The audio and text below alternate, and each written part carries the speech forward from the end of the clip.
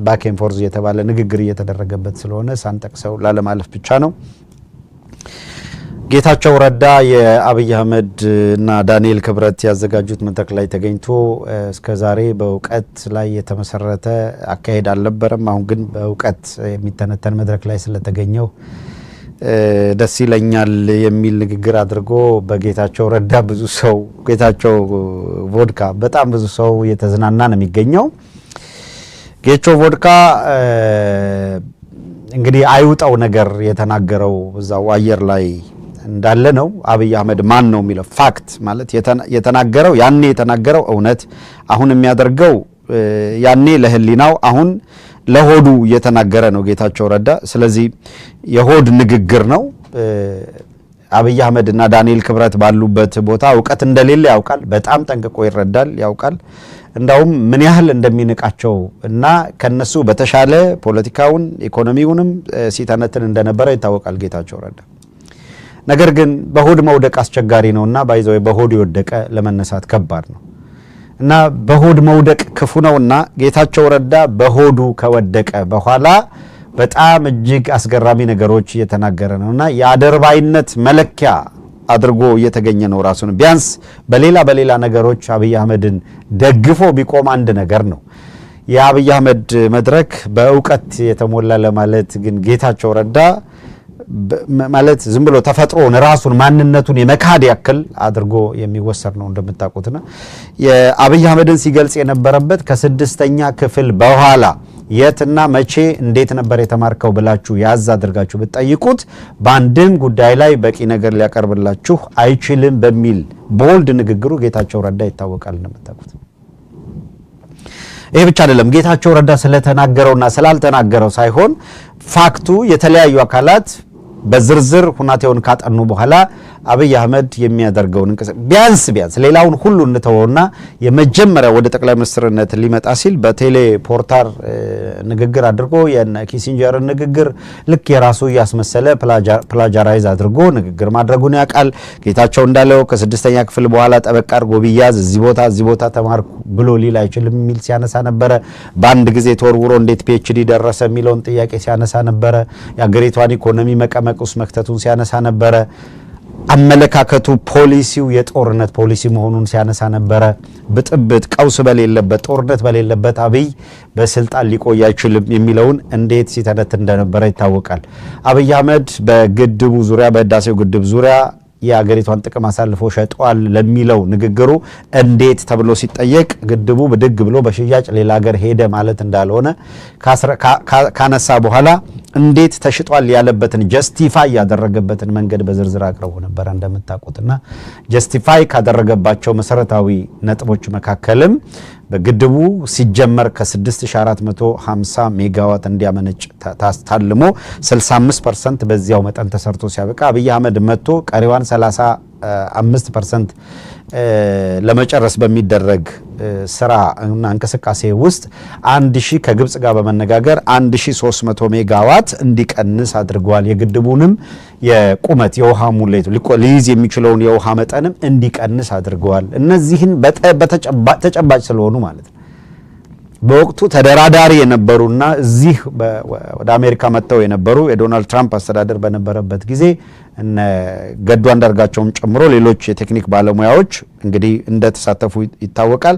እነዛ እንኳን ሳይቀሩ ምን ያህል የአብይ አገዛዝ በግድቡ ዙሪያ ሳቦታጅ ሰርቷል ወይም የሀገሪቷን ጥቅም አሳልፎ ሰጥቷል የሚለውን ሲዘረዝሩ ሲያነሱ እንደነበረ የሚታወቅ ነው። ሰው ጌታቸው ረዳ ቀደም ሲል የተናገረው ፋክት አሁን የተናገረው ግን በሆዱ ከመውደቁ ጋር ተያይዞ ብቻ የሚነሳ ወይም የሚነገር ነው።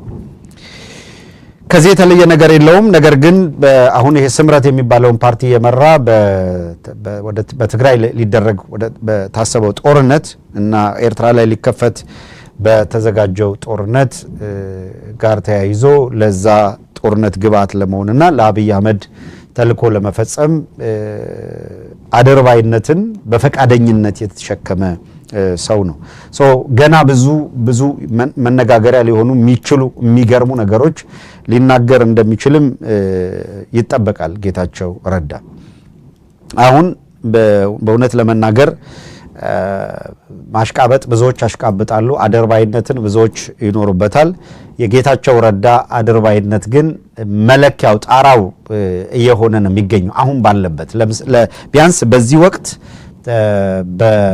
የአደርባይነት ስኮሩ ከፍተኛው ውጤት በጌታቸው ረዳ ነው የተመዘገበው ስለዚህ አደርባይነትንማ ጌታቸው ይኑራት የሚባልበት እና እንደ ጌታቸው ተብሎ እንደ ጌታቸው ቮድካ ተብሎ የሚገለጽበት ደረጃ ነው የደረሰው በዚህ ፍጥነት ይሄ የገዛ ህዝብን ክዶ የራስን ምላስ በሚጥሚጣ የመብላት ያክል ማለት ነው ያን ሁሉ የተናገረውን እውነት ክዶ የአብይ አህመድ መድረክ በእውቀት ስለ እውቀት የሚነገርበት ነው ማለቱ ራሱኑ መለስ ብሎ ወደ ቤት ሲገባ የሚያስቀው ነው የሚሆነው እና ጌታቸውን አስቀመው ያስጨሰው ያጠጥተው አምጥተው መድረክ ላይ ካላቆሙት በቀር አብይ እውቀት ያለው ሰው ነው ብሎ ለመናገር ይችላል በሱ በጤናማ አምሮ ብሎ ለማሰብም ይቸግራል ስለ ጌታቸው ረዳ እንደው በእግረ መንገድ ይሄንን ካልን ዛሬ ማተኮር ያለብን መረጃው ላይ እና ማስረጃው ላይ ስለሆነ ወደዛው እንሻገራለን እንግዲህ ቀዳሚ ማረግላችሁ ወይ በቀዳሚነት የምናቀርበው መረጃ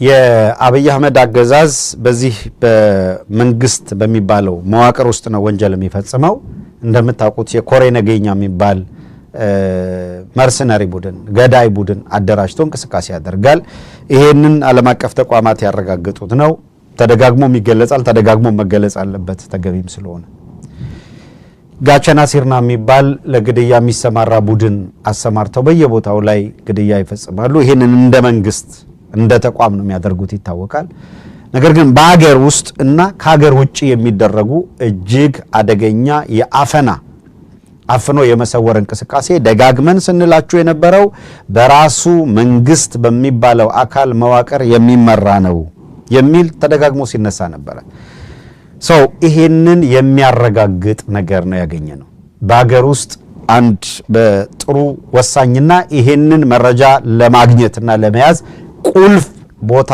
ላይ የነበሩ ሰው ናቸው ስርዓቱን የከዱት በቀጥታኝን ሰው አግኝተን አነጋግረናቸዋል ምንድነው የተፈጠረው ያላችሁበት ሁኔታ ምን ይመስላል በሚል በዝርዝር አንስተናል ከዚያም ስርዓቱ በአጠቃላይ ከሀ እስከ ፐ ከላይ እስከ ታች በምን አይነት አደገኛ ወንጀል ውስጥ እንደሆነ መረጃዎቹ ያመለክታሉ አድማጭ ተመልካቾች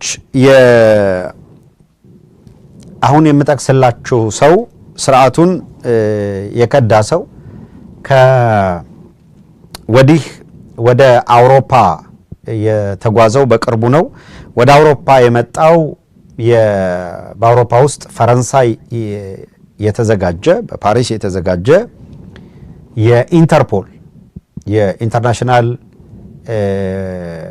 ፖሊስ ተቋም ያዘጋጀው ኢንተርናሽናል የፖሊስ ተቋም ወይም ኢንተርፖል ያዘጋጀው ሰሚት ነበር እና በዚህ በኢንተርፖል ሰሚት ላይ ለመሳተፍ ኢትዮጵያ ወክሎ ለመሳተፍ የተላከ ነው ከነበረው ስታተስ ከነበረው ኃላፊነት የተነሳ በኢንተርፖል ሰሚት ተገኝቶ ፕሬዘንቴሽን እንዲያቀርብ ነው የተጠየቀው በዚሁ መሰረት ኢትዮጵያን ወክሎ በኢንተርፖል ሰሚት ላይ ኢትዮጵያ የባዮሎጂካል ዌፐን ትሬቷ ምን ደረጃ ላይ ደርሷል የሚለውን ፕሬዘንቴሽን ያቀረበው ለኢንተርፖል ይሄው አሁን የምናስተዋውቃችሁ የአገዛዙ ቁልፍ ሰው ነው ይሄ ሰው ዲፑቲ ኢንስፔክተር ዘሪሁን ምትኩ ይባላል ዘሪሁን ምትኩ የኬሚካል ባዮሎጂካል ራዲዬሽን ኒውክሌር ዲፓርትመንት አለ ደግሞ አለው የኬሚካል የባዮሎጂካል እና ራዲዬሽን ኒውክሌር ዲፓርትመንት መስራች ነው የዲፓርትመንቱ መስራች ነው እንደምታውቁት አብይ አህመድ ኢንሳን የመሰረቱት እኔ ነኝ የሚል መኩራራትና ማቅራራት አለ እሱ ጋር እና ይሄ ልጅ በጣም ብሪሊያንትና ያንግ ነው በጣም ወጣት ግን ብሪሊያንት እንደሆነ የሚነገርለት ወጣት ነው የዚህን ወጣት አእምሮ በሚገባ ለመጠቀም በሚመቻቸው መልኩ ሲጠቀሙበት ቆይተዋል። ከዚያም ዲፓርትመንቱ በራሱ እንዲከፈት አድርጓል። እንደምታውቁት አሁን በቅርቡ አብይ አህመድ የኒውክሌር ፕሮጀክት ከዌፐንነት ከመሳሪያነት ውጪ ለሚውል ለኃይል ማመንጫነት ወደ ኒውክሌር ወደ መስራት ወይም ፕሮሰስ እንገባለን የሚል ንግግር አድርጓል። እንግዲህ ወደፊት በዝርዝር እንመጣበታለን። ምን ያህል ውሸት ነው ምን ያህል እውነታዎች አሉ የሚለውን አሁን ራቁቱን ቀርቷል።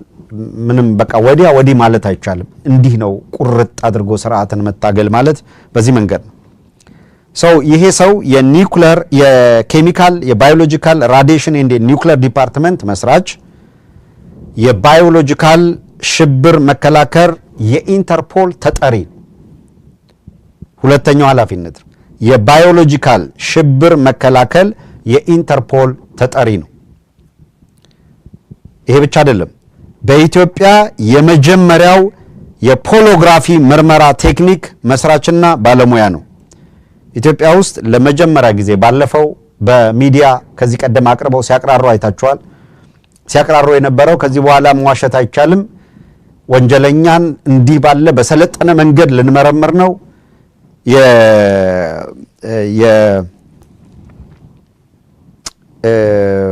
ምንድነው የሚባለው ፖሎግራፊ ዲፓርትመንት አቋቁመናል የሚል ነበረ ሲያነሱ የነበረው። ይሄ አሁን የምናስተዋውቃችሁ ወጣት የባዮሎጂካል ሽብር መከላከል የኢንተርፖል ተጠሪም ነው። በኢትዮጵያ የመጀመሪያው የፖሎግራፊ ምርመራ ቴክኒክ መስራችም የምርመራ ቴክኒክ የዲፓርትመንቱ መስራት ብቻ ሳይሆን ባለሙያውም እሱ ነው።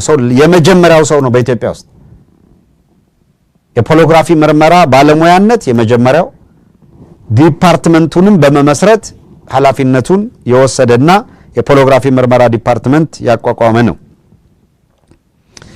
ሌላው ይሄ ሰው የዲጂታል ፎረንሲክ ባለሙያ ነው። የዲጂታል ፎረንሲክ ባለሙያ። ሌላው የክራይም ሲን ወንጀል በተፈጸመበት ቦታ ሄዶ ቴክኒካሊ የተፈጸመውን ወንጀል የማጣራት ጉዳይና ኃላፊነትም የሱ ነው። ስለዚህ አብይ አህመድ የገደላቸው ያስገደላቸው አገዛዙ ገሎ ወደ ማፋለግ የገባባቸው ምናምን ሰዎችና የወንጀል ጉዳዮች በሙሉ መረጃዎች ጥብ ተደርገው ካገዛዙ ወጥተዋል ማለት ነው። እንዲህ ያለው ከባድ ሁኔታ መጥቷል። አሁን ባገዛዙ ቤት ብርድ የሚጀመርበት ወቅት ነው። ካድሬ እንጫጫል። እዚህም ገባ በሉና የማልቀስ መብታችሁ የመጮህ መብታችሁ ደረቴ መምታት መብታችሁ የተጠበቀ ነው። እንዳውም ዛሬ በፈለጉት መንገድ ይንፈራፈሩ፣ አድሚኖችም ባተነኳቸው እንደፈለጉ ይው ይሄንን ቁጭ ብለው መጋት ስላለባቸው እንዲጋቱት ማድረግ ነው። እላፊ ሄደው ያልተገባ ነገርና ነውረኛነት የሚናገሩትን በመቅሰፊያችሁ ቀስፋችሁ ማባረር ትችላላችሁ። ኢትሳፕቱዩ የእናንተ ኃላፊነት ነው። ለማንኛውም ግን ይሄንን በተለይ ባለስልጣናቱ አይኖ ቀደም ብለን በፌስቡክ ገጾቻችን ይፋ እንደምናደርግ ገልጸናል።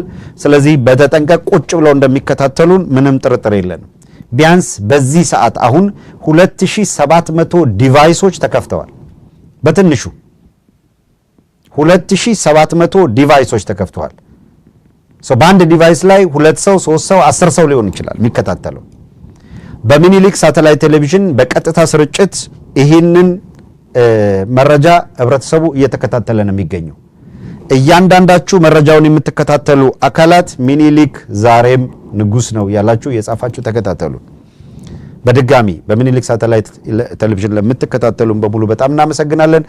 ሚኒሊክ ሳተላይት ቴሌቪዥን አየር ላይ እንዲቆይ ለማድረግና እኛም በስራችን ይሄንን ነውረኛ ስርዓት በልኩ እያጋለጥን መቀጠል የምንችልበት ሁኔታ እንዲፈጠር የሁላችሁ ድጋፍ ወሳኝ ነውና ድጋፋችሁ አይለየን። በዚሁ አጋጣሚ ቅርስ በሱፐር ቻት እና ሱፐር ስቲከር ድጋፍ ለማበረታታት ጥረት አድርጓል ወይም ጥረት አድርጋለች።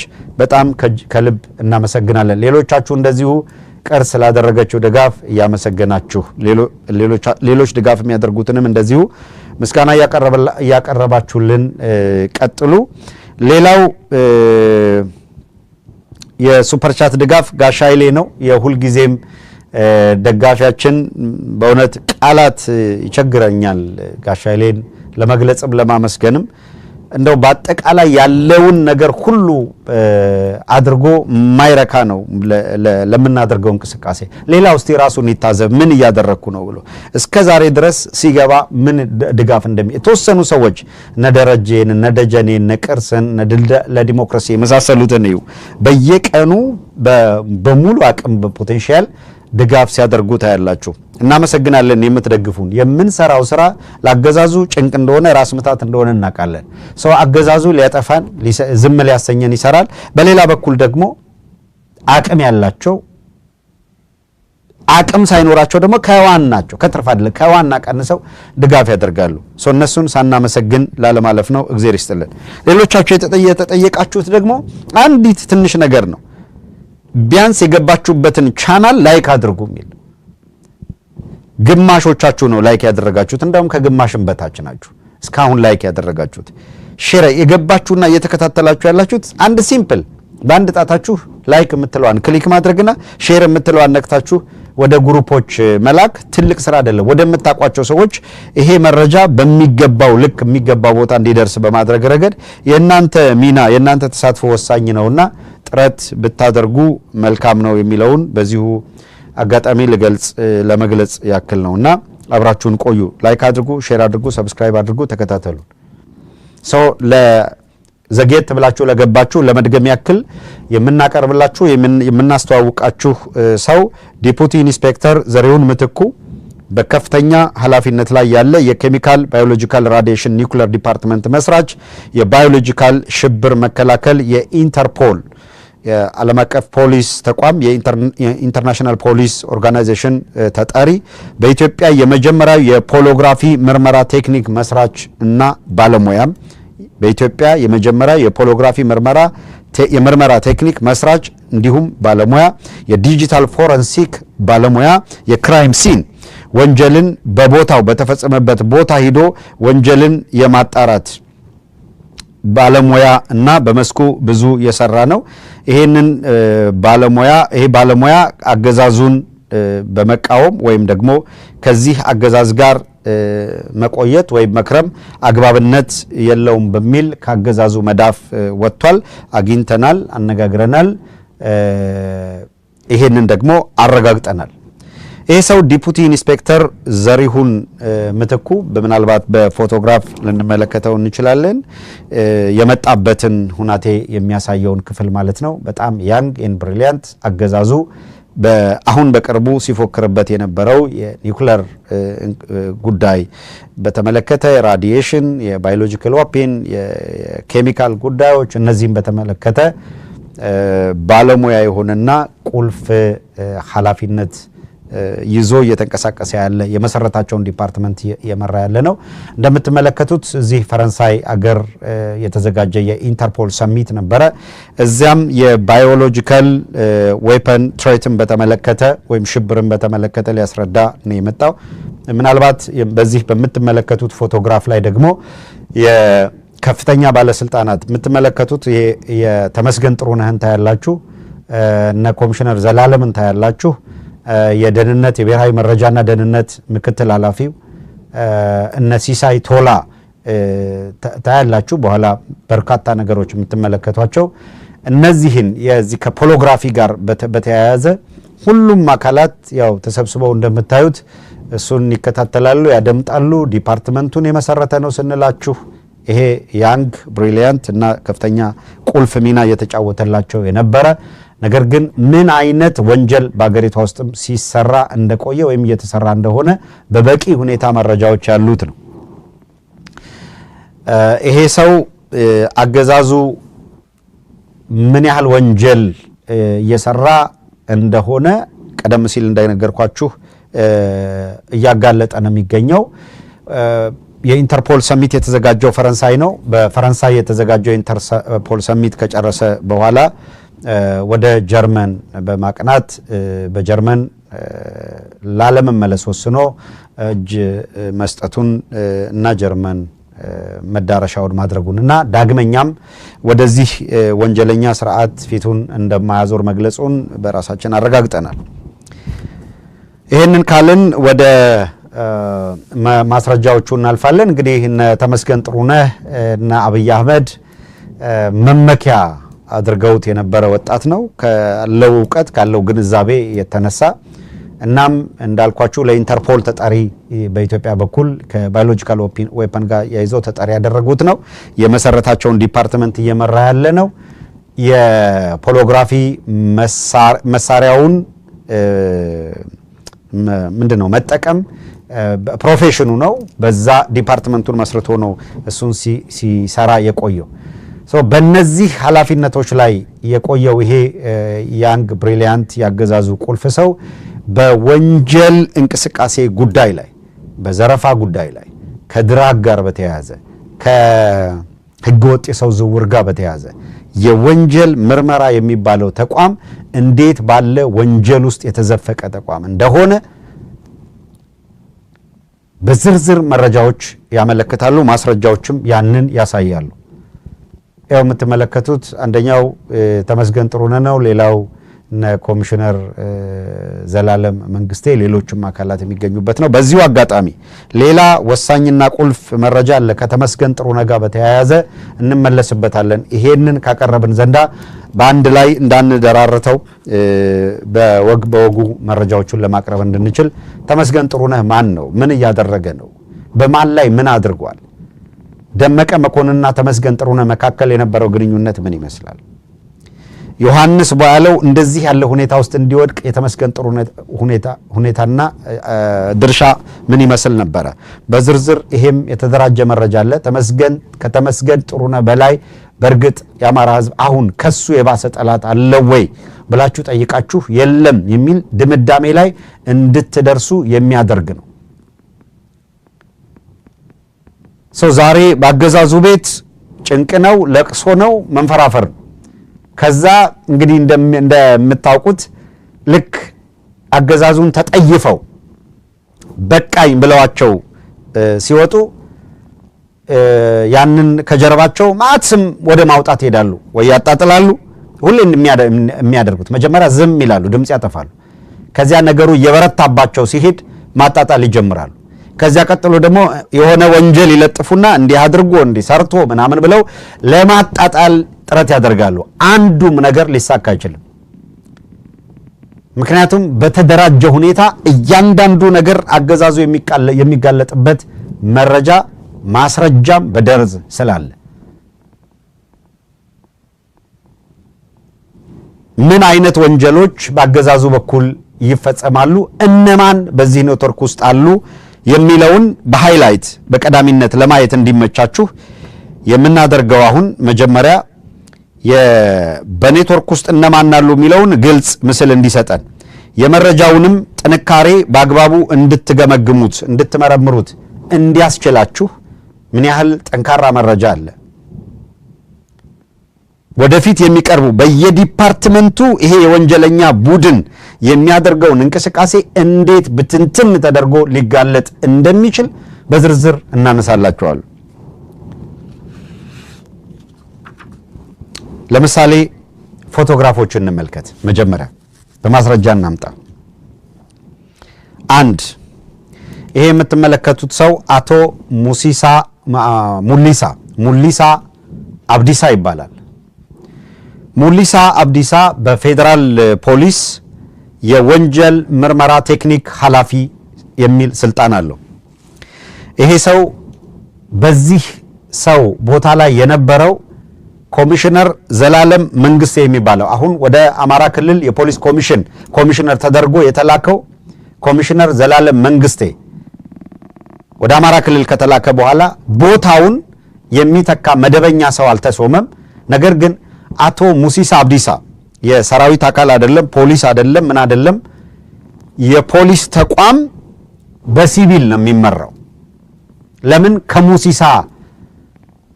ከሙሊሳ አብዲሳ በላይ ታማኝ ሰው እና አብይ አህመድ አላገኙ። ስለዚህ ዘላለም መንግስቴ በተነሳበት ቦታ ላይ አቶ ሙሊሳ አብዲሳ ዘላለም ከተነሳበት ጀምሮ ላለፉት 5-6 ወራት ኃላፊነቱን በመቀበል በዛ ዲፓርትመንት ውስጥ የወንጀል ኔትወርኩን ተቀላቅለው ስራቸውን ቀጥለዋል። ምን አይነት ወንጀል ነው የሚፈጸመው የሚለውን እናመጣለን፣ እናሳያችኋለን። ሌላው ኮሚሽነር ሁለተኛውን ሰው እናመጣለን። ሁለተኛው ሰው ኮሚሽነር ብርሃኑ አበበ ይባላል። ኮሚሽነር ብርሃኑ አበበ ደግሞ የምትመለከቱት ነው። ኮሚሽነር ብርሃኑ አበበ የወንጀል ምርመራ የቴክኒክ ማነው? ይቅርታ ቀደም ሲል ያነሳውላችሁ ኮሚሽነር የቀዳሚው ኮሚሽነር ነው አቶ ሙሲሳ አብዲሳን ነበረ ቀዳሚ ያደረግነው። ከዛ ቀጥሎ ኮሚሽነር ብርሃኑ አበበ ነው። ኮሚሽነር ብርሃኑ አበበ የወንጀል ምርመራ የቴክኒክ ኃላፊ ነው። የወንጀል ምርመራ ቴክኒክ ኃላፊው ኮሚሽነር ብርሃኑ አበበ ነው። አቶ ሙሲሳ የተተካው በኮሚሽነር ዘላለም መንግስቴ ቦታ ላይ ነው። ኮሚሽነር ብርሃኑ አበበ በወንጀል ምርመራ ዘርፍ ውስጥ በጣም ቁልፍ የሚባለውን ኃላፊነት ከያዘ በኋላ ኮሚሽነሩ ጽህፈት ቤቱ ያለበትና በተለይ በፌደራል ፖሊስ ወንጀል ምርመራ ውስጥ ለሚፈጸሙ ማናቸውም አሰቃቂ ወንጀሎች በዋነኛነት ተጠሪ ሆኖ እሱ ብቻ የሚያውቀውና እሱ ብቻ ቁልፉ እሱ እጅ ብቻ የሚገኝ ምንም አይነት ካሜራ በውስጡ ያልተገጠመለት እጅግ ዘግናኝ የሚባሉ ቶርቸር የሚፈጸምበትን ክፍል ማንም ሰው ከኮሚሽነር ብርሃኑ አሁን ከምታዩት ከኮሚሽነር ብርሃኑ አበበ ፍቃድ ሳያገኝና ቁልፍ ሳይሰጠው መግባት አይችልም። ያ ክፍል ዘግናኝ ወንጀሎች የሚፈጸሙበት ነው። የት ቦታው? ይሄ ቦታው ሜክሲኮ ከኬኬር ህንፃ በታች ያለው ህንፃ ነው። ሜክሲኮ ከኬኬር ህንፃ በታች ያለው ነው። ኬኬር ህንፃ በራሱ እነማን ምን ይሰሩበታል እሱን እናነሳላችኋለን። መጀመሪያ የወንጀሉ ድርጊት ውስጥ መረብ ውስጥ ያሉት አካላት እነማን ናቸው የሚለውን ከተረዳችሁ በኋላ የአገዛዙን የመንግስት ስልጣን የሚል ኃላፊነት ይዘው ሲያበቁ እንዴት በወንጀል እንቅስቃሴ ውስጥ ገቡ የሚለው ነው። እንዴት ይጠቀሙበታል ተቋሙን። ሌላው ትላንት ቃል የገባነውና አንድ ያላችሁ ነገር ቢኖር በየትኛውም የሚዲያ እንቅስቃሴ ውስጥ ሲሳይ ቶላን አታዩትም። ሲሳይ ቶላ ጌታቸው አሰፋን መሆን የሚፈልግ ነው። ሲሳይ ቶላ ጌታቸው አሰፋን መሆን የሚፈልግ ነው። የአስገዳጅ ሁኔታዎች ኖረው አንድ መድረክ ላይ ከተገኘ በተገኘበት መድረክ የተነሳ ፎቶግራፍ እንዲጠፋ ያደርጋል። እዛው ቪዲዮዎች በሙሉ እንዲጠፉ ያደርጋል። ይሄ ሰው ሲሳይ ቶላ ይባላል። ይሄንን የምትመለከቱትን ፎቶግራፍ እንደተነሳ ስላወቀ ሙሉውን ይሄ ክሮፕ ተደርጎ ከተዘጋጀው ውጭ ያለውን ፎቶግራፍ ብታዩት አጠገቡ ያለው ጌዲዮን ጢሞቴዎስ ነው። አጠገቡ ያለው ጌዲዮን ጢሞቴዎስ ነው። ሲሳይ ቶላ በአሁኑ ወቅት የብሔራዊ መረጃና ደህንነት ምክትል ኃላፊ የአገር ውስጥ ደህንነት ዳይሬክተር ነው። የአገር ውስጥ ደህንነት የሚባለውን ተቋም በዋነኛነት የሚመራው ይሄው ሰው ነው። ሲሳይ ቶላ የደህንነት ተቋሙን በዋነኛነት ሬድዋን ሲምቦል ነው አድራጊ ፈጣሪ ሲሆን ከሲሳይ ቶላ በላይ ያለው በቀጥታ የአብይ አህመድ ጉዳይ አስፈጻሚ ከዚህ በፊት ያነሳንላችሁ ነው። የጅማው ጁንታ መሪ ነው በበላይነት ያለው። ከሱ ውጪ ማንም ሰው ከሲሳይ ቶላ በላይ አይደለም። ሲሳይ ቶላ ከዚያኛው ሰው ትዕዛዝ መቀበል፣ አብሮ መስራት፣ ሪፖርት ማድረግ ግዴታ አለበት። ብሔራዊ መረጃና ደህንነት ግን በሲሳይ ቶላ መዳፍ ላይ ያለ ነው እና ሲሳይ ቶላ እንደ ጌታቸው አሰፋንም ሬድዋን ሁሴን እንደምታውቁት ኤቭሪዌር አለ። ሲምቦል ነው፣ ችግር የለም። ለጊዜው ተቀመጥን የተባለው ዋነኛ የደህንነት ስራውን የሚሰራው ሰው ግን ሲሳይ ቶላ ነው። ወጉ አልቀረም። እንደ ጌታቸው አሰፋ ፎቶ ያስጠፋ ቪዲዮ ያስጠፋ ራሱን ለመሰወር ጥረት የሚያደርግ ነው። ግን ብዙ ርቀት አልሄደም። እነ ጌታቸው አሰፋ ዛሬም ድረስ አለ ተብሎ የሚወጡ ፎቶቸው አጠራጣሪ ፎቶ ነው። ሲሳይ ቶላ ግን ብዙ ርቀት አልዘለቀም። ይሄንን ፎቶግራፍ አስጠፍቶት ነበረ።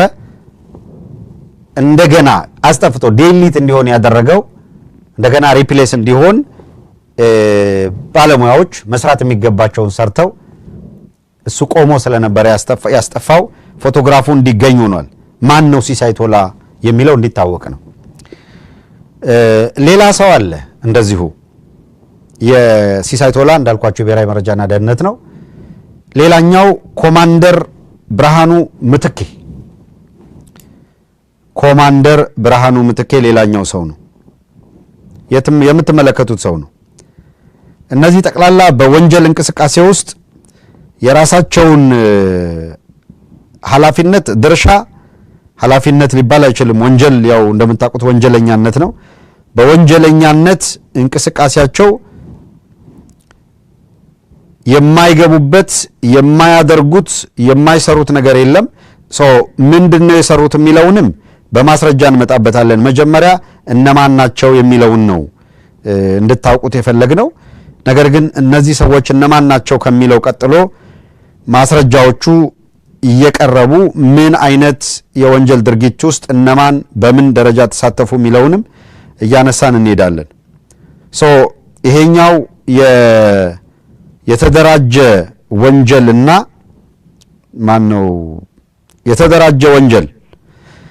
የተደራጀ ልዩ የወንጀል ምርመራ መምሪያ ኃላፊ ነው ስልጣኑ። ኮሚሽነር ብርሃኔ ምትኩ የተደራጀና ልዩ የወንጀል ምርመራ ኃላፊ። እነዚህ አካላት በወንጀል ምርመራ ስም በርካታ ነገሮች ኮንታክትም ስላላቸው አድራጊ ፈጣሪዎቹ እነሱ ስለሆኑ በተደራጀ ሁኔታ እንዴት አድርገው ከላይ እስከ ታች ተደራጅተው ወንጀል እንደሚፈጽሙ፣ ዘረፋ እንደሚፈጽሙ ዓለም አቀፍ ወንጀል ስንላችሁ የህገ ወጥ የሰው ዝውውር በተመለከተ ዓለም አቀፍ ወንጀል፣ የድራግ ዝውውር ዓለም አቀፍ ወንጀል፣ ጠለፋ፣ እገታ ዓለም አቀፍ ወንጀል፣ አግቶ መሰወር ወዘተረፈ። የሽብር ተግባር ዓለም አቀፍ ወንጀል ነው። እነዚህ የዘረዘርናቸውን በሙሉ የመንግስትን መዋቅር ተጠቅመው ማዕረግ አርገው ወንጀሉን ይፈጽሙታል። በጣም ትገረማላችሁ። ከየትኛው ጀምረን የትኛውን እናሳያችሁ ነው እንጂ በርካታ መረጃዎች አሉ። በቀዳሚነት ያገኘነው ማስረጃ እንዴት ሰንሰለት ሰርተው ህገወጥ የሰው ዝውውር ለማድረግ እንደሚንቀሳቀሱ ነው።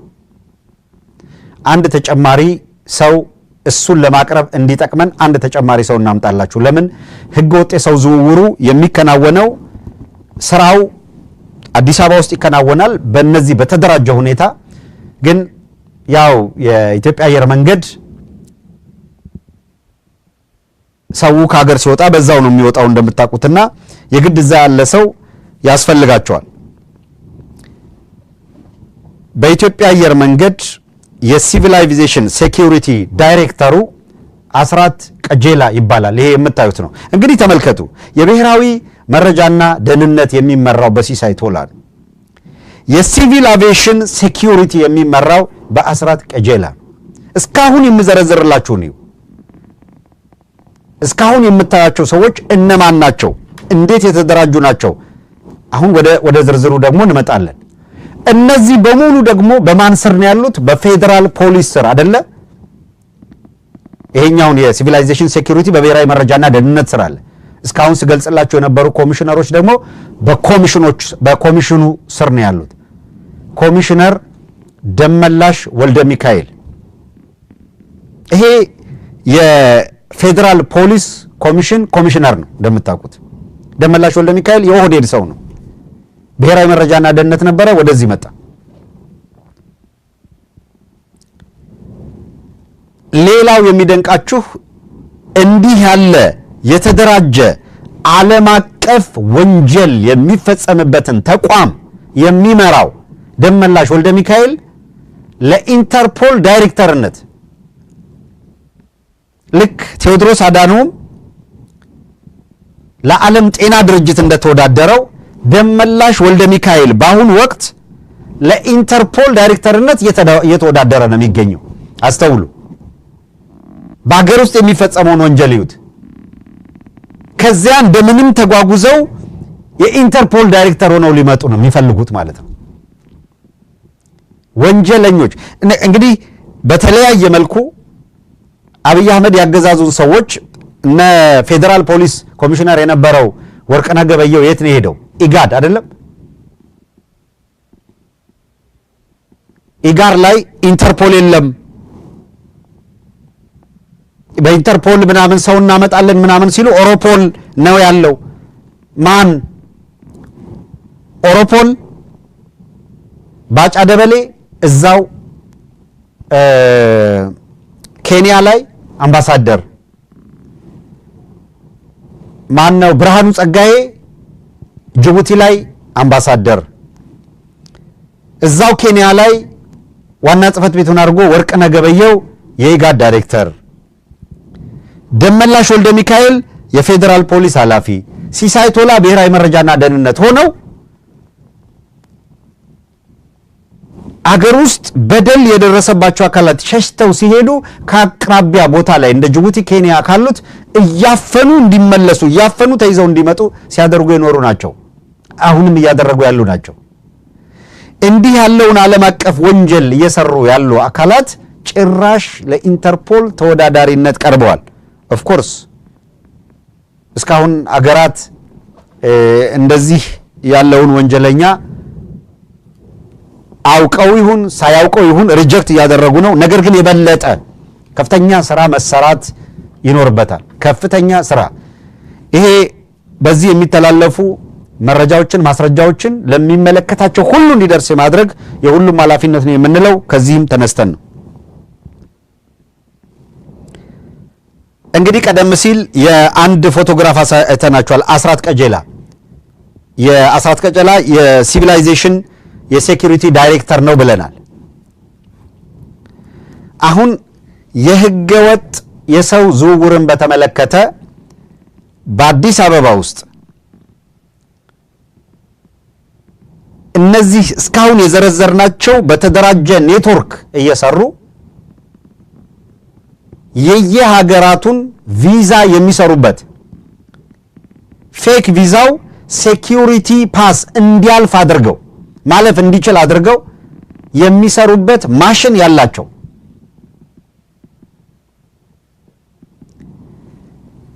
ከእያንዳንዱ ሰው ከፍተኛ ገንዘብ እየተቀበሉ በተደራጀ ሁኔታ በኔትወርክ እንዴት ወደ ስደት እንደሚያስወጡ የራሳቸው የወንጀለኞቹ ንግግር ምልልስ በድምጽ እናሰማቸዋለን።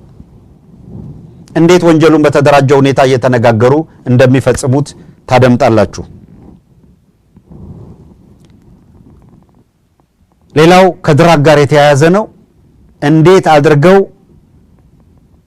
ድራግ በሲቪላይዜሽን በኩል በጉምሩክ በኩል አግባብነት በሌለው መንገድ የድራግ ህገወጥ የድራግ ዝውውር ሲደረግ ተያዘ እየተባለ የሚከማቸውን ድራግ ከወንጀለኛ ከአዘዋዋሪዎቹ ያዝን ካሉ በኋላ እነዚህ በተደራጀ ሁኔታ ሀገሪቷን የሚዘርፉ እነዚህ በተደራጀ ሁኔታ ወንጀል የሚፈጽሙ አካላት እንዴት እንደሚጠቀሙበትና እንደሚያሸሹበት መረጃውን እናደርሳቸዋለን። ሰው በአጠቃላይ የድራግ ዲለር ሆነዋል። የህገወጥ የሰው ዝውውር አመላላሽ ሆነዋል። ይህን የሚሰሩት እነማን ናቸው? የመንግስት የሚባለው መዋቅር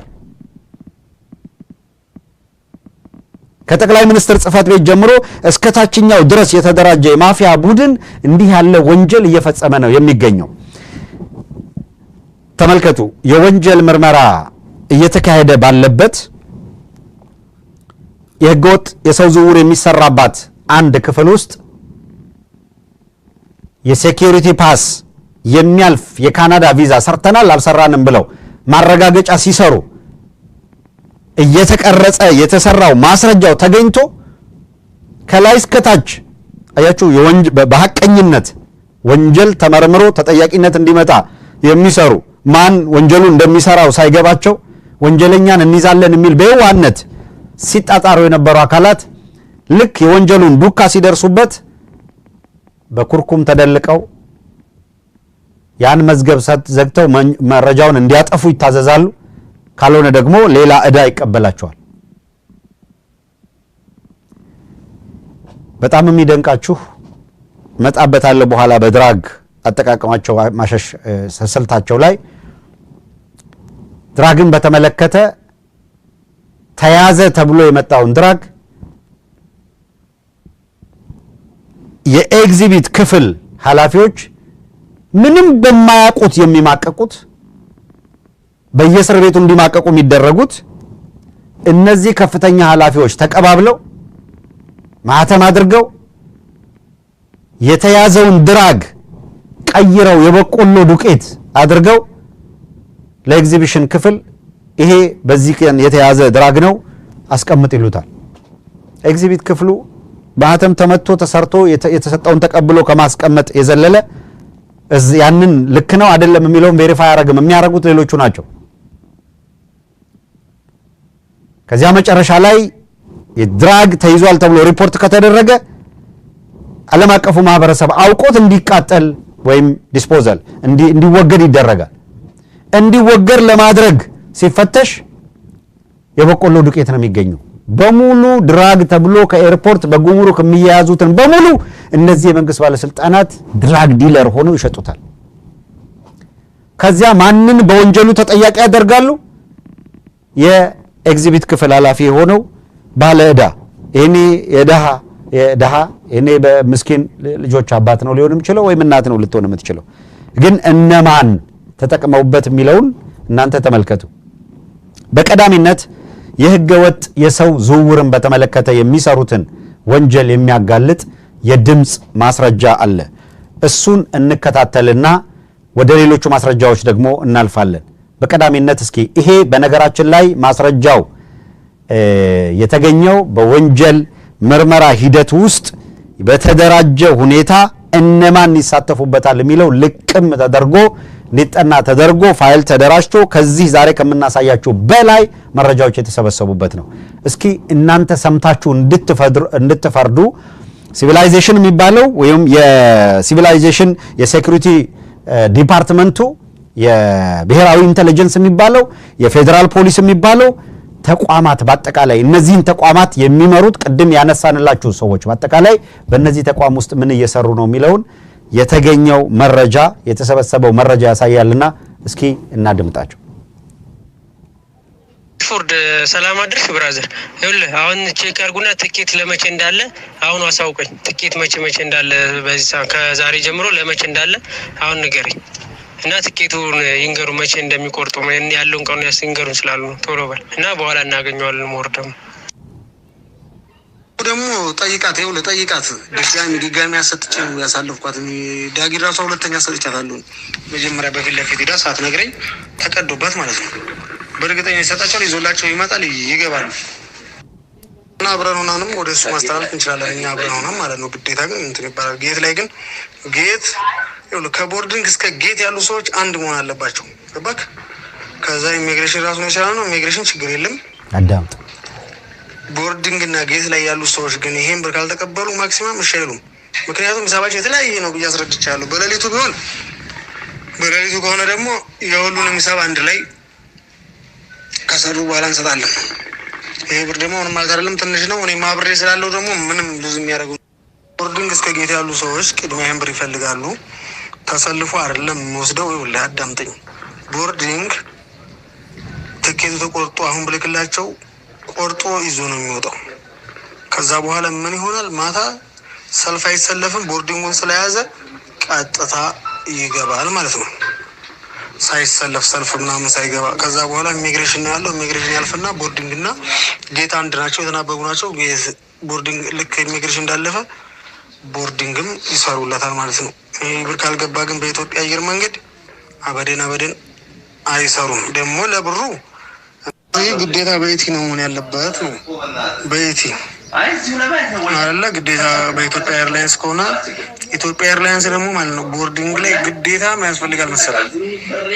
የቦርዲንግ ግማሽ ብር ይላሉ። ለዛ ነው ገባህ? አሁን ሌሊት ያለ ሰው ቢሆን ብር አይጠይቀኝም፣ ሱፐርቫይዘርም ችግር የለውም። ስለዚህ በእርግጠኝነት አይመለስም። እንግዲህ የቦርዲንግ ሂሳብ ለብቻ ነው፣ ትንሽ ብር ነው። እኔ የጻፈልኝ ራሱ ስክሪንሻት አድርጌ ላክልህ አድርጓቸዋል። ታዲያን አሁን በኢቲ የሚቆርጡ ከሆነ ገብቷል አይደለ? በኢቲ የሚቆርጡ ከሆነ 22:50 4:50 ነው። ስለዚህ አሁን እንደውም ከ9 ሰዓት እስከ 5 ሰዓት ከ5 ሰዓት እስከ ጠዋት 1 ሰዓት አድርጓቸዋል እና ሽፍቱን ቀይሮ ማለት ነው። በፊት ከ12 ሰዓት እስከ 8 ሰዓት ከ8 ሰዓት እስከ 4 ሰዓት ከ4 ሰዓት እስከ 12 ሰዓት ነበር እና ይህን የሚሰራው አሁን የሚገባ ሰው ነው ማለት ነው። በሌላ አየር መንገድ ደግሞ በሌሊት ውስጥ መቁረጥ ይችላሉ እና በምን አየር መንገድ እንደሚቆርጡ ግዴታ ማወቅ አለብን። 3 ሽፍት በ24 ሰዓት 3 ሽፍት ነው ያለው ኤርፖርት። ለዛ ፍላይቱ ምን ሰዓት አለው የሚበርበት ገባ። በምን አየር መንገድ እንደሚቆርጡ ትኬት ቼክ ያድርጉ። ውየል ነበር ፍላይቱ ስንት ሰዓት እንደሆነ ገብቷል አይደለ? ኤርፖርት 3 ሽፍት ስላለው ስንት ሰዓት እንደሆነ ቶሎ ቲኬቱንም አሳውቀኝ። ቦርዲንጉም ይዞላቸው መጥቶ በእጅ ሰጥቷቸው ነው ይዞ የሚገቡት ገባ። ቦርዲንጉን ሳይዙ ሲጀምር ሰልፍም ምንም አይገቡም፣ እነሱም አይገቡም። ቶሎ ሀቢብ ያሳውቀኝ ቶሎ በል። ብር ከሆነ አብረን ሆነን ወደ እኔ አካውንት ያስተላልፋሉ። ቦርዲንግ ለሚያመጣውም ከላዩ ላይ ቀንሽ ያስተላልፋሉ። ምክንያቱም ስለምተማመን ማለት ነው። ግዴታ መስጠት አለበት። ካልሆነ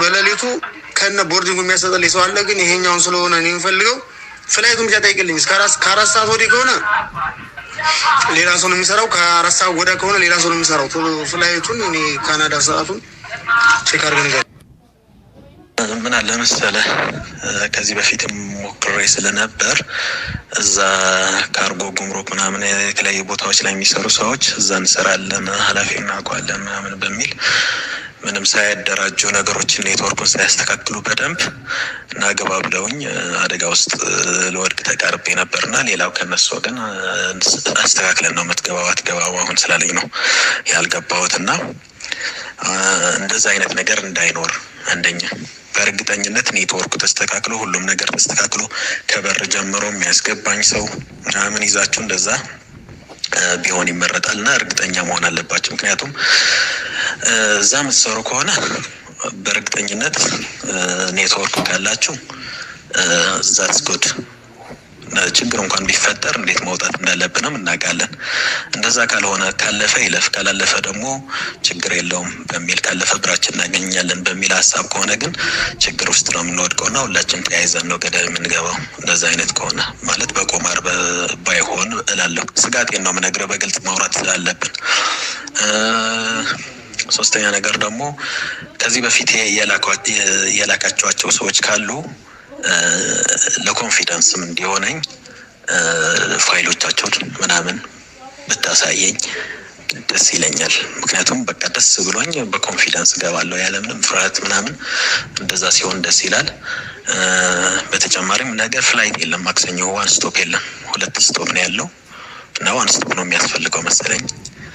እንደዛ አይነት ነገር ስላለ እንደዚህ ነገሮችን ማለት ፈልጋለሁ።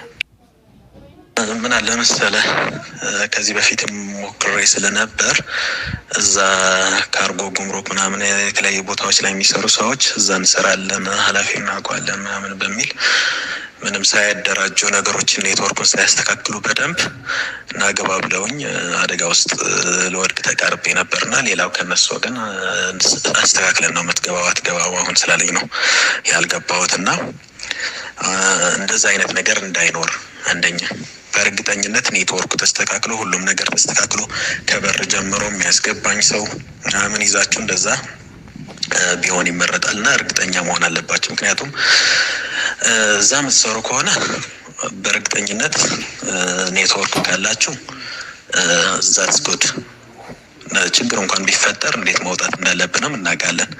እንደዛ ካልሆነ ካለፈ ይለፍ ካላለፈ ደግሞ ችግር የለውም በሚል ካለፈ ብራችን እናገኛለን በሚል ሀሳብ ከሆነ ግን ችግር ውስጥ ነው የምንወድቀውና ሁላችን ተያይዘን ነው ገደል የምንገባው። እንደዛ አይነት ከሆነ ማለት በቁማር ባይሆን እላለሁ። ስጋቴን ነው የምነግርህ በግልጽ ማውራት ስላለብን። ሶስተኛ ነገር ደግሞ ከዚህ በፊት የላካቸዋቸው ሰዎች ካሉ ለኮንፊደንስም እንዲሆነኝ ፋይሎቻቸውን ምናምን ብታሳየኝ ደስ ይለኛል። ምክንያቱም በቃ ደስ ብሎኝ በኮንፊደንስ ገባለሁ ያለምንም ፍርሃት ምናምን። እንደዛ ሲሆን ደስ ይላል።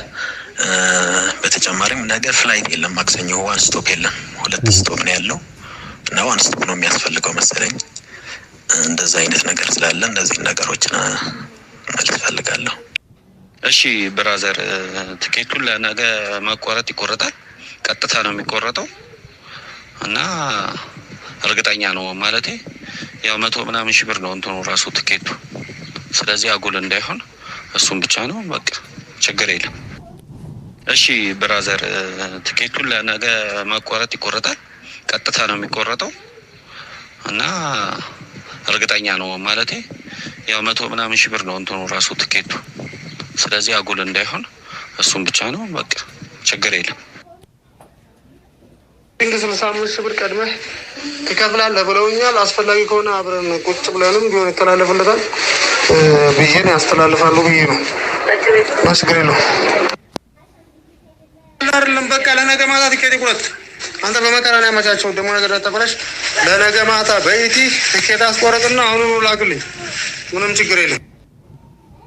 ነገ ማታ በኢቲ ያቁታል አስቆርጥ። እኔ ጋር 10 ሰዓት አካባቢ ነገ ከሰዓት እንገናኛለን። አብረን ነው። ሰላም እንዴት ነህ ጆሲ? ያለውልህ 9000 ለሶስቱ ነው ወይስ ለአንድ ሰው ነው? አይ ቲንክ ያው ለአንድ ነው ብለኸኛል። እኔ በጣም ነው የተገረምኩትኝ። ባለፈው ይሄንኑ ራሱ ለአንድ ሰው 500 ብለኸኝ ነበርና ከዛ የተሻለ ዋጋ ካገኘን ነው ለአንተ ጠይቄ የነበረው እንጂ 1.2 ምን አይነት ይሄማ ቀልድ ነው። አይ ቲንክ ሶሪ እንግዲህ እንደዚህ ለማለት የራሱ ምክንያቱም ከዚህ በፊት በዛ ዋጋ ስለተወደደ ነው 500 ለአንድ ሰው ያለ ሶስቱ 1.5 ስላልከኝ እሱ በጣም ውድ ስለሆነ ነው የተሻለ ዋጋ ታገኛለህ ብዬ ነው እንጂ ይሄን ያህል ጊዜ መስዋዕት አድርገን በዚህ ነው ያህል ደረጃ መሆኑ ያው እኔ አግባብ ነው ብዬ አላስብም። ኤኒዌይስ ግን ማክሲመም በቃ ባለፈው እንደነገርኩ ምናልባት ሊሆን ይችላል እንጂ ምክንያቱም ኤቭሪ ነገሩ ሌጋል ነው። እዛም ሬዚደንሱም ኖርማል ነው። እንግዲህ እነሱ ዌብሳይት ላይ ገብታችሁ ብታዩት ከዛ ውጪ ትራንዚቱም ህጋዊ ነው። ኤቭሪ ነገር ህጋዊ የሆነ ነገር ነው። በቃ ግን እዚህ ያላስወጣ ስላሉ ከዛ አንፃር ብዬ ነው እንጂ እንደዚህ የሚሆን አይመስለኝም። ያው ቴንኪው ግን ለትብብር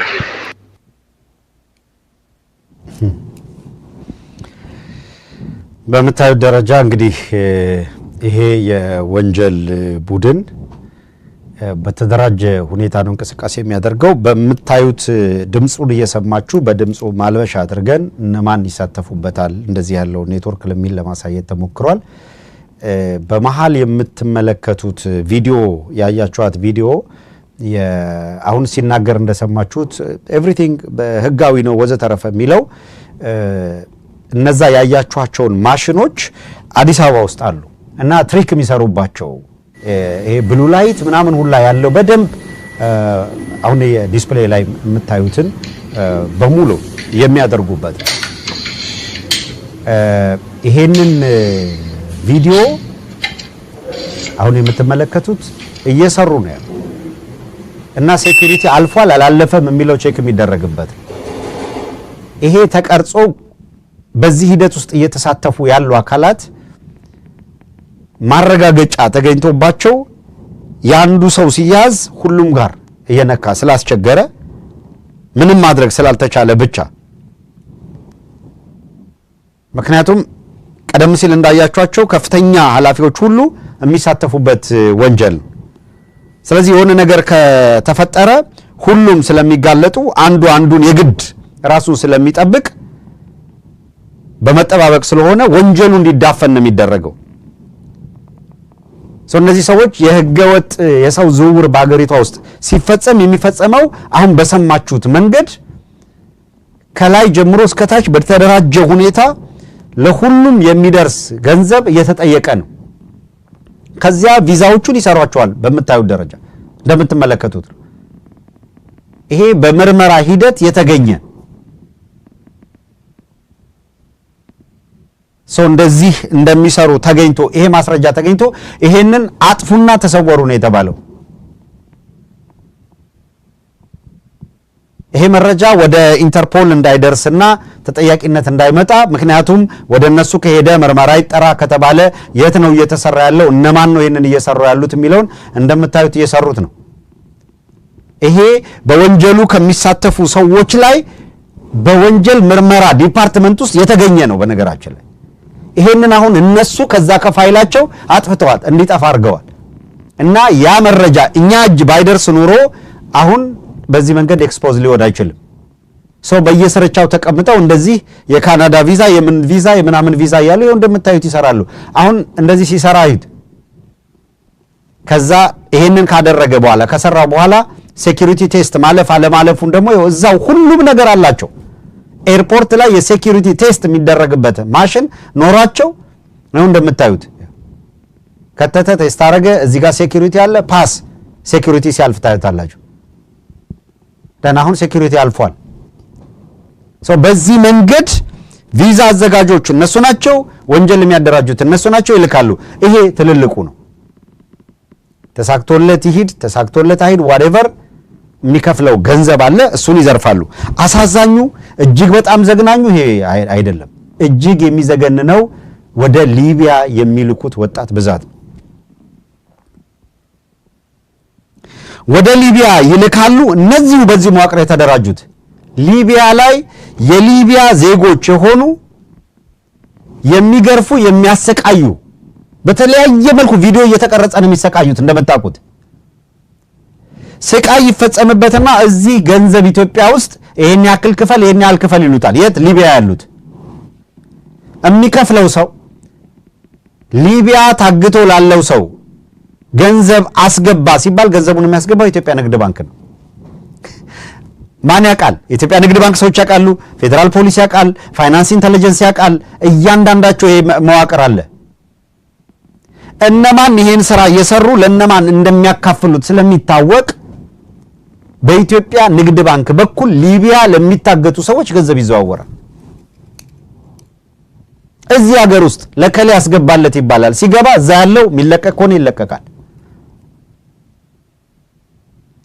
የወንጀሉ ድርጊት ፈጻሚዎች ሊቢያ በረሃ ብቻ ሳይሆን አዲስ አበባ ተቀምጠው በእነዚህ የፌደራል ፖሊስ የምናምን የወንጀል ምርመራ የቴክኒክ ክፍል ምናምን በሚል ዲፓርትመንት ውስጥ የተቀመጡ ከላይ እስከ ታች የተደራጁ ሰዎች ያ ተስፋፍቶ የሊቢያ የመን ወዘተረፈ በየመንገዱ እያሳገቱ እያሳፈኑ ገንዘብ መቀበል ከዚያ ተሻግረው አሳድገውት በአገር ውስጥ አበጡት። ጉድ የሚባለው የሊቢያው ነበር። ያ ማፊያ ቡድን ያንን ለካ ሀገር ውስጥ ማድረግ ይቻላል ነው ቶሊ ሊቢያ። ስለዚህ ከአማራ ክልል ተነስቶ ከምንድነው አባይን ተሻግሮ ወደ አዲስ አበባ የሚመጣ አካል አንድ መኪና ሁሉ ታግቶ ይሄዳል። ከአዲስ አበባ የሆነ አካል ታፍኖ ይወሰዳል። ወስደው አፍነው ወስደው ሲያበቁ ምን ያደርጋሉ? ከዛ ይሄን ያክል ክፈል እንለቃለን፣ ይሄን ያህል አምጣ እንለቃለን። ይሄ ነው እየተደረገ ያለው። ማን ነው ይሄንን የሚያደርገው? አንድ መኪና በሙሉ አንድ አውቶቡስ ሙሉ ታፈነ፣ ሁለት አውቶቡስ ታፈነ፣ በዚህ ቦታ ይሄን ያህል ታፈነ፣ ከሌ የሚባል ታዋቂ ሰው ታፈኑ፣ ከሌ የሚባል ባለሀብት 15 ሚሊዮን ተጠየቁ፣ 10 ሚሊዮን ተጠየቁ፣ 5 ሚሊዮን ተጠየቁ። ማን ነው ያንን በሙሉ ሀብት እያካበተ ያለው ካላችሁ የመንግስትን ስልጣን የያዙት አካላት። ይሄ ወንጀል ምርመራ የምትለው ምናምን የምትለው በሙሉ የተከማቸ ኃይል በኔትወርክ የሚያደርገው ዘረፋ ነው። ይሄንን በተመለከተ እዚያው እስራቸው ያለ እዚያው ከነሱ ጋር ያለ እዚያው ቁልፍ ኃላፊነት ላይ ሲሰራ የነበረ ሰው አጋልጧቸዋል። እደግመዋለሁ፣ በየትኛው ኃላፊነትና ስፍራ እንደነበረ ዱፒቲ ኢንስፔክተር ዘሪሁን ምትኩ የኬሚካል ባዮሎጂካል ራዲዬሽን ኤንድ ኒውክሌር ዲፓርትመንት መስራች፣ የባዮሎጂካል ሽብር መከላከል የኢንተርፖል ተጠሪ በኢትዮጵያ የመጀመሪያው የፖሊግራፊ ምርመራ ቴክኒክ መስራችና ባለሙያ፣ የዲጂታል ፎረንሲክ ባለሙያ፣ የክራይም ሲን ወንጀል በተፈጸመበት ቦታ ሂዶ አጣርቶ ወንጀለኛን ተጠያቂ የማድረግ ሂደት ባለሙያ፣ በዚህ ኃላፊነት ውስጥ የነበረና እነዚህን የተባለበትን ተቋም ሲመራ የነበረው ይህ የምትመለከቱት በምስሉ ላይ የምትመለከቱትና እነ ተመስገን ጥሩነህ እና ሌሎቹም ተመስገን ጥሩነህ ምክትል ጠቅላይ ሚኒስትር ሌሎቹም ከፍተኛ ኃላፊዎች ተሰልፈው ስለምትመለከቱት ለምሳሌ ፕሬዘንቴሽን ፖሊግራፊን በተመለከተ ማብራሪያ የሰጠ ነው። የምትመለከቱት ወንበር ሰዎች ዋሽተዋል አልዋሽም የሚለውን የሚያጣሩበት ነው። የቴክኒክ ጉዳይ የዲፓርትመንቱ መስራች ነው። የማሽኑን ባለሙያ ነው። ቀደም ሲል ላልነበራችሁ አብይ አህመድ ሲፎክርበት ሰሞኑን መሳቂያ ሲሆንበት የነበረው ወደ ኒውክሌር ማብላላት እንሄዳለን ያለው የዲፓርትመንቱ መስራችና ኃላፊ ይሄ ልጅ ነው። የኬሚካል ባዮሎጂካል ራዲዬሽን ኒውክሌር ዲፓርትመንት መስራች ስለሆነ ይሄው አብይ አህመድ ተናግሮ ወሽክቶ ሳምንት ሳይሞላው ይሄ ልጅ ይሄንን አደገኛና ነውረኛ ስርዓት በመክዳት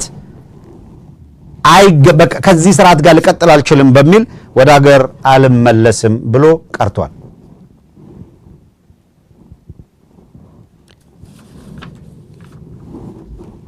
ወደ ሌሎች ማስረጃዎች ልንሸጋገር እንችላለን። ሌሎች ነጥቦች ልናነሳ እንችላለን። አድማጮች አሁንም እየተከታተላችሁ ያላችሁት የስርዓቱን ገበና የሚያጋልጡ ወሳኝ መረጃዎች ማስረጃዎች እያቀረብንበት ያለ ፕሮግራም ነው። ይሄ ፕሮግራም ለሌሎች እንዲደርስ በማድረግ ረገድ የእናንተ ሚና ወሳኝ ስለሆነ የምትከታተሉት ፕሮግራም ለሌሎች እንዲደርስ ላይክ አድርጉ፣ ሼር አድርጉ። የገባችሁበትን ቻናል ሰብስክራይብ ያላደረጋችሁ ሰብስክራይብ አድርጉ። በሱፐር ቻት በሱፐር ስቲከር ድጋፍ ለሚያደርጉ እና ስራችንን ለሚያበረታቱ አካላት የምትችሉትን ያክል ምስጋና ድጋፍ በመስጠት ሌሎቻችሁ ትብብር ብታደርጉ መልካም ነው።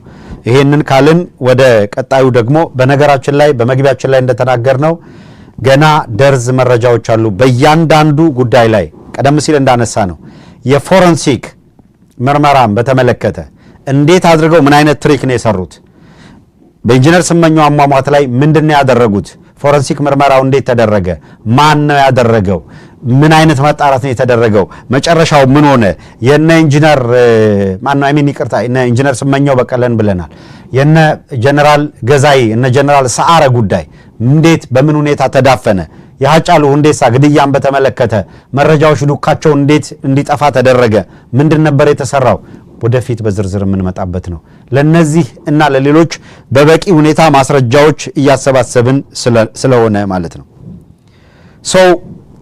በሁሉም ነገሮች ላይ አገዛዙ የሰራቸው ሸፍጥና ወንጀሎች በዝርዝር ይጋለጣሉ። ይቀጥላል። ሌላው ቀደም ሲል ያነሳንላችሁ ከድራግ ጋር በተያያዘ የሚያደርጉትን የሚያሳይ አንድ የሰነድ ማስረጃ አለ። እሱን ደግሞ እንመለከታለን። ፒዲኤፉን እናየዋለን። የሰነድ ማስረጃው እንደሚያሳየው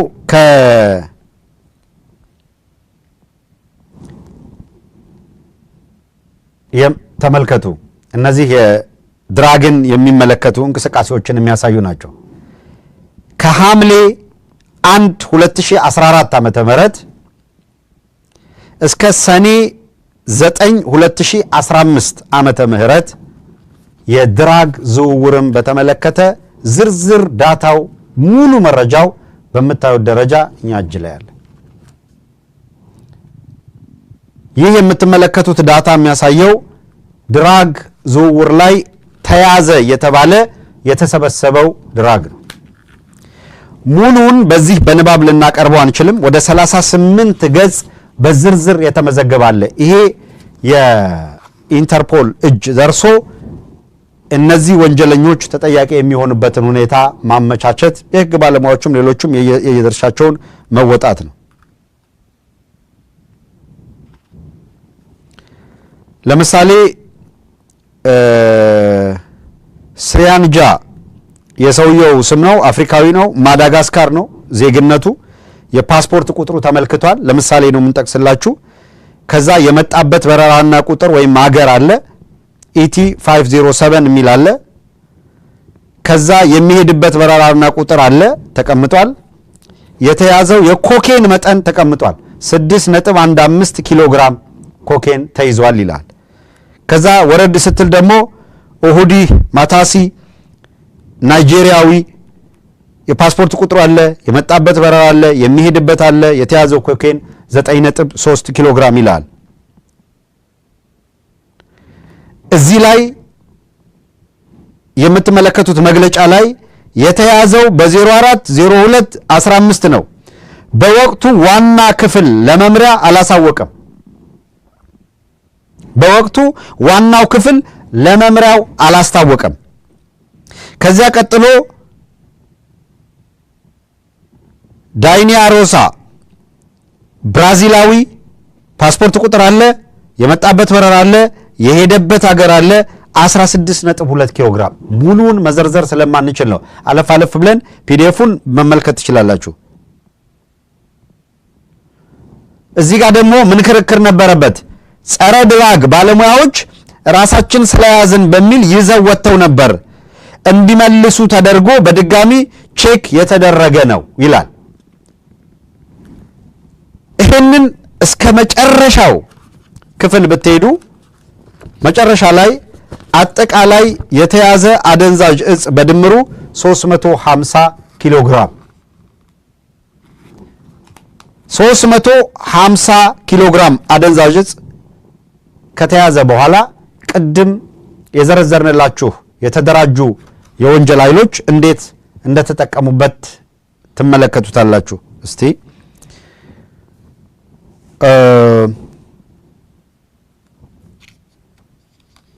ፔጁን ኦኬ እንመለስበታለን።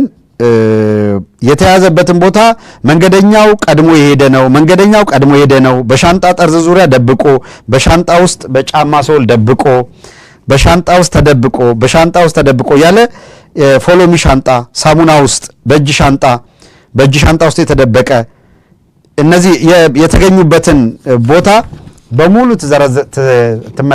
ትመለከታላችሁ። አብዛኛው በሻንጣ ተደብቆ የወጣ ነው መረጃዎቹ የሚያሳዩ። ይህንን ድራግ ያሸሹትን የተያዘ ድራግ 350 ኪሎ ግራም ቢያንስ የዚህኛው የአንድ ከዚህ እስከዚህ ጊዜ የተያዘ የተባለው መጨረሻ ላይ ሲጣራ ተይዟል ተብሎ ከሰዎቹ ተነጥቆ ተጠያቂ ተብለው የሆነ ነገር ከተባለ በኋላ ሲጣራ ነው የምንነግራችሁ። ማጣሪያ ከተደረገ በኋላ በዚህ የወንጀል ጉዳይ የተሳተፉ አካላት ሙሉ በሙሉ 5% እንኳን ትክክለኛውን ድራግ ሳይተው በየጊዜው ተያዘ የተባለውን ለምሳሌ 9.1 ኪሎ ግራም ተብሏል። 9.1 ኪሎ ግራም በቆሎ ዱቄት ያዘጋጁና ዋናው ምርመራ አለው፣ ፕሮሰስ አለው፣ ተመርምሮ ሁሉ ነገር አልቆ ይወስዱና ኤግዚቢት ክፍል ይኸውልህ ይሄ ያለቀለት የታሸገ ብለው ይሰጡታል፣ ያስቀምጣል። ያሱ የሚያስቀምጠው የበቆሎ ዱቄት ነው። ያኛውን እነዚህ በኔትወርኩ ላይ ያሉ አካላት አንቀልቅለውታል።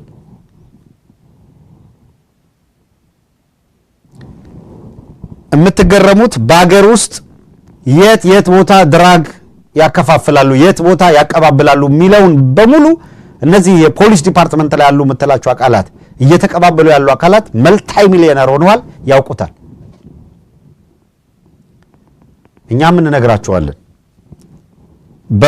በፌዝ ማን ምን አደረገ፣ ማን ምን ያህል ዘረፋ ፈጸመ የምትመለከቱት ይሆናል።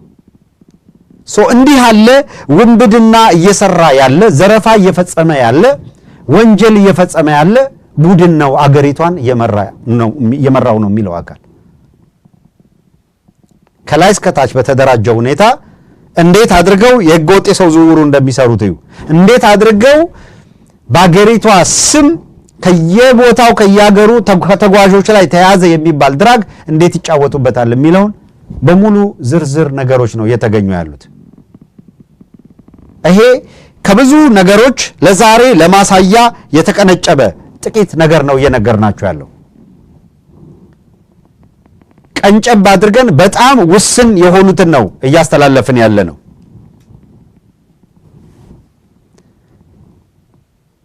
ከዚያ ግን በዝርዝር እያንዳንዱን ደግሞ መልሰን እንመጣበታለን።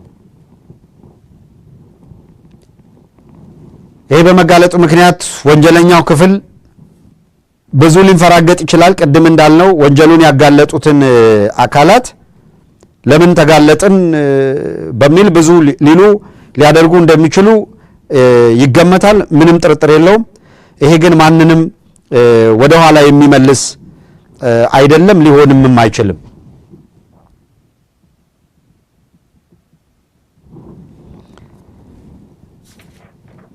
አድማጮች ከተመስገን ጥሩነህ ጋር የተያያዙ በርከት ያሉ መረጃዎች አሉ። እነሱ እንመለስበታለን ብለናል።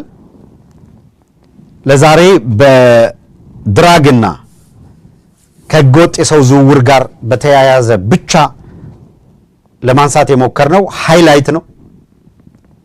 እንደዚህ ያሉ ማስረጃዎች፣ እንደዚህ ያሉ መረጃዎች በዝርዝር እንመጣበታለን።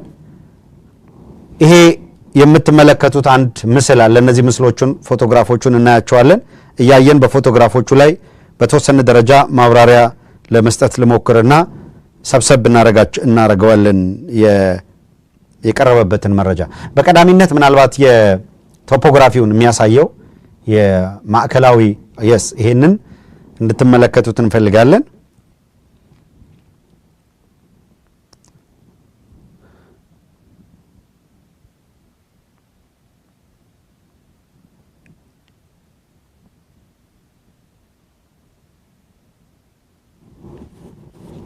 ይሄ የምታዩት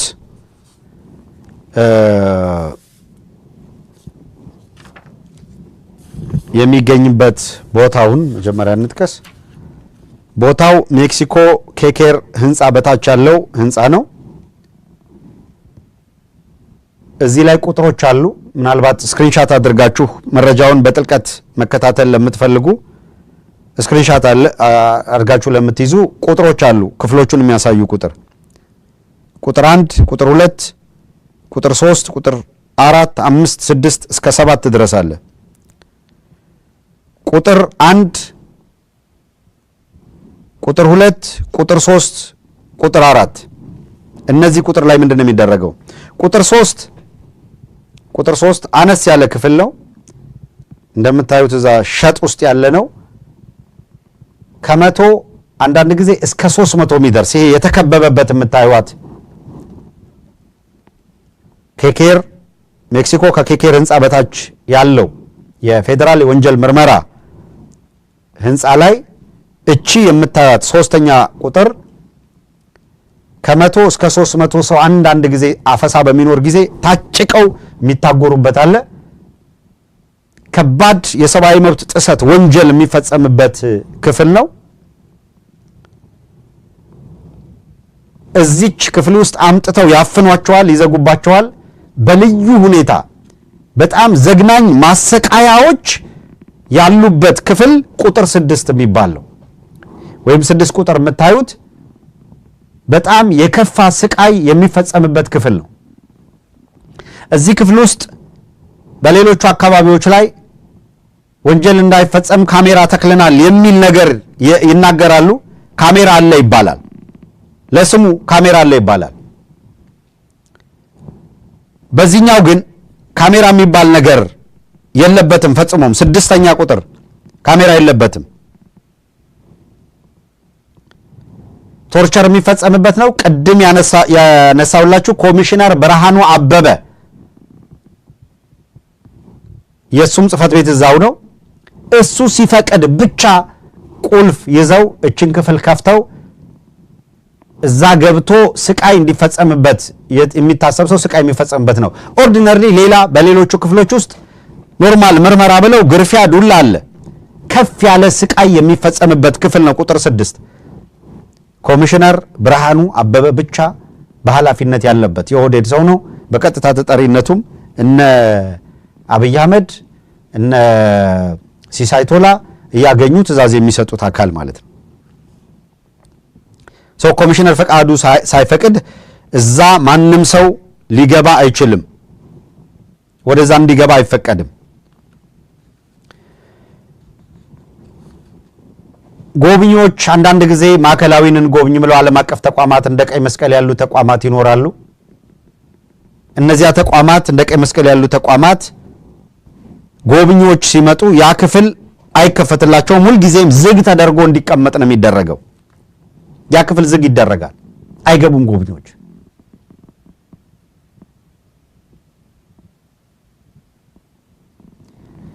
የሚነገራቸው ግምጃ ቤት ነው ምንድነው ከወንጀል ምርመራ ጋር የተገናኘ ነገር የለበትም። እስር ቤቶቹ እነዚህ ናቸው፣ እስረኛ እዚህ ውስጥ የለም ነው የሚሏቸው።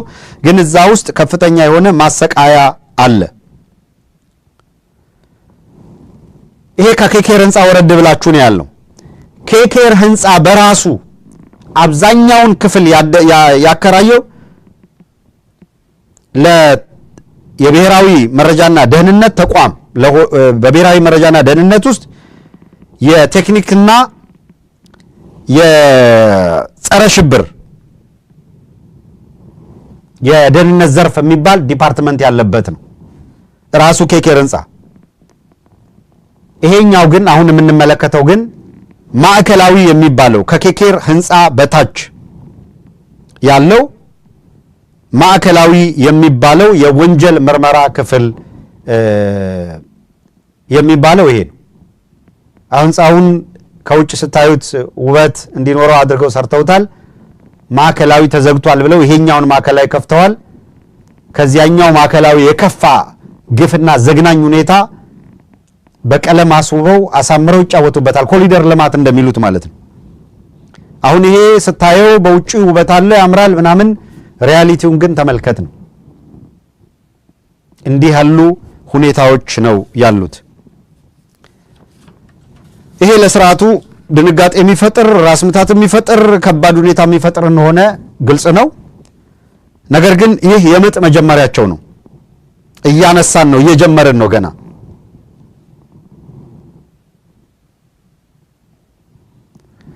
ከዚህ በኋላ ስርዓቱ ምን እያደረገ ነው የሚለው ሌላው የሚመለከተውን የድርሻውን ይወጣ። እኛ ግን በአግባቡ የድርሻችንን እንወጣለን። አድማጭ ተመልካቾች በድጋሚ ዘግይታችሁ ለገባችሁ የአገዛዙ ባለስልጣናት በተደራጀ ሁኔታ እንዴት ዘረፋ እንደሚፈጽሙ በድምጽና በሰነድ ማስረጃዎች ካቀረብን በኋላ እነዛን ቬሪፋይ ለማድረግ ያቀረብናቸው ወይም ያገኘናቸው መረጃዎችን የመረጃዎቹ ይዘት ትክክለኛነትን በተመለከተ ባለሙያዎች እንዲያጣሩት አድርገን በበቂ ሁኔታ እና ማረጋገጫ ያገኘንበትን ነገር ነው የምንነግራችሁ። በምስሉ ላይ የምትመለከቱት ኢንስፔክተር ዘሪሁን ምትኩ የኬሚካል ባዮሎጂካል ራዲዬሽን ኒውክሌር ዲፓርትመንት መስራች፣ የባዮሎጂካል ሽብር መከላከል የኢንተርፖል ተጠሪ፣ በኢትዮጵያ የመጀመሪያው የፖሎግራፊ ምርመራ ቴክኒክ መስራች ባለሙያ፣ ቴክኒክ መስራችና ባለሙያ፣ የዲጂታል ፎረንሲክ ባለሙያ፣ የክራይም ሲን ወይም ወንጀልን በቦታው ተገኝቶ የማጣራት ባለሙያ። ይህ አገዛዝ እየፈጸመ ያለውን እንደዚህ ያለውን ወንጀልና የወንጀል ድርጊት በመቃወም ከስርዓቱ በመክዳት ፈረንሳይ በሚገኘው በተደረገው የኢንተርፖል የዓለም አቀፉ የፖሊስ ተቋም ሰሚት ላይ የተገኘበትን አጋጣሚ በመጠቀም ከዚህ ስርዓት ጋር ላለመቀጠል ወስኖ ወደ ጀርመን በማቅናት ወደ ጀርመን እጁን በመስጠት ከዚህ ስርዓት ጋር ያለውን ግንኙነት አቋርጧል። ይሄንንም በተመለከተ በእኛ እጅ የደረሱትን መረጃዎች በተመለከተ ጉዳዩን መነሻ አድርገን ለማረጋገጥም ይሄንን ሰው ለማግኘት ሞክረን ተሳክቶልን አግኝተነውም ከዚህ ስርዓት ጋር በፍጹም ለመቀጠል ፍላጎቱ እንደሌለው እንዲህ ያለ ጭካኔና እንዲህ ያለ ዓለም አቀፍ ወንጀል የሚሰራበት ተቋም ውስጥ መቀጠል ፍላጎት የሌለው በመሆኑ ስርዓቱን መክዳቱን አረጋግጦልናል። ያንን መነሻ አድርገን አንድም የሱን ስርዓቱን መክዳት፣ ሁለተኛም በተቋሞቹ ምን ያህል የወንጀል ድርጊት ውስጥ የተዘፈቁ መሆኑን ያጋለጥንበት ማስረጃ ያቀረብንበት ፕሮግራም የመጀመሪያው ክፍል ወይም አንደኛው ክፍል በዚህ ይጠናቀቃል። በሌላ ክፍል በርካታ መረጃዎች ስላሉ እያደራጀን ማስረጃዎቹን ይፋ እናደርጋለን። ጭንቅል አገዛዙ ይሆናል። ለህዝብ ደግሞ እውነተኛ መረጃ የማግኘት መብቱን እንዲህ ሰርተን እንዲደርሳችሁ እናደርጋለን። ይህንን ብለን እንሰናበታለን። እስካሁን ድረስ አብራችሁን ስለቆያችሁ ከልብ እናመሰግናለን። የዕለቱ አበይት ጉዳይ በዚህ መጠናቀቁን እየነገርኩ በነገው ዕለት የኮሎኔል አበራ አዛናው ማስረጃዎች የሚቀርቡ ስለሆነ ምን አይነት በትምህርት ዙሪያ ላይ የተደረጉ ያሉ እንቅስቃሴዎች ከድሮን ጋር አንጻር ጀነራሎቹ ከአብይ ጋር የሚያደርጉት ምልልስና አብዛኛዎቹ ጀነራሎች በአገዛዙ የስልጣን እርከን ለመቆየት ፍላጎት የሌላቸው መሆኑን እንዴት እንዳረጋገጠ ኮሎኔል አበራ የሰጠንን ቃለ ምልልስ ነገ እናሰማቸዋለን። ኮሎኔል አበራ አዛናው በአሁኑ ወቅት የአማራ ፋኖ ህዝባዊ ድርጅት አፋሕድ የጎንደር ጠቅላይ ግዛት እዝ የሥራ አስፈጻሚ አባል ሆኖ ትግሉን ተቀላቅሎ ይገኛል። በተለያዩ ዓለም አቀፍ ፕሮግራሞች የተገኘ ትልቅ ኃላፊነት የነበረው መከላከያ ውስጥ የነበረ ሰው ነው። አሁን እንደምታዩት ዛሬም የገለጽንላችሁ ቁልፍ የሥርዓቱ ሰው ስርዓቱን ከድቷል። ሌሎቹ ስርዓቱን እንዴት አድርገን እንውጣ ብለው የጨነቃቸውን በርካቶች አሉ። የተወሰኑ ዘራፊ ቡድኖች የሚዘርፏትን አገር ማባያ ሆኖ ላለመቀጠል እየወሰኑ ያሉት ምስጋና ይገባቸዋል። በሌሎች ማስረጃዎች እንደገና እናገኛቸዋለን። ዕለታዊ አበይት ጉዳዮች በዚህ ተጠናቋል። ጤና ይስጥ